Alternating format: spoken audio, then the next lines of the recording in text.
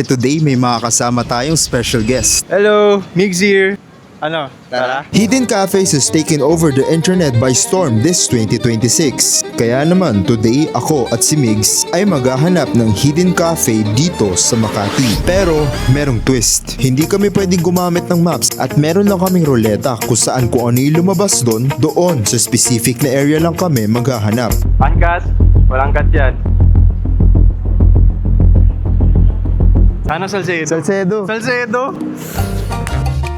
Lahat ng sulok, mystery gate at kalye na pwedeng pagtaguan ng hidden cafe na yan ay sinuyod namin. Pati nga po sa pare, pinagtanungan pa namin eh. Meron pala kaming dalawang lifeline sa challenge na ito. Una ay pwede kami magtanong. May alam po ba kayo malapit na hidden cafe dito? Ha? Sarado? Paano na yan? Di naman pwedeng wala kaming mahanap sa mission na ito. Pare, dahil wala kaming mahanap, gagamit na kami ng second lifeline. Ang humingi ng clue kay ChatGPT. Yung isa sa clue ng ChatGPT, tol, tingin tayo sa taas. Kanina pa tayo tumitingin sa taas, di ba?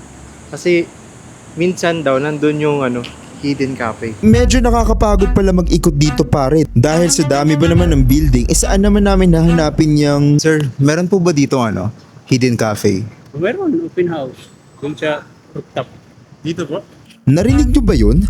Meron daw dito sa taas pero walang kahit anong signage sa labas. Kaya naman, Pare, naubuo na yung pangarap natin, tol. hinanap na agad namin saan ang entrance dito. Sir, may coffee shop po ba dito? 7th floor.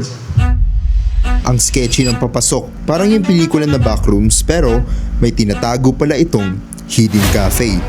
Sa totoo lang nung una, hindi ko rin gets ang concept ng mga hidden cafes. Pero dahil sa ginawa namin challenge na ito, dito ko napagtanto na siguro yung mga lugar na ganito was meant to add sense of adventure. Kumbaga, hindi lang sa kape nagsisimula ang bonding nyo kundi pati na rin sa paghahanap nito.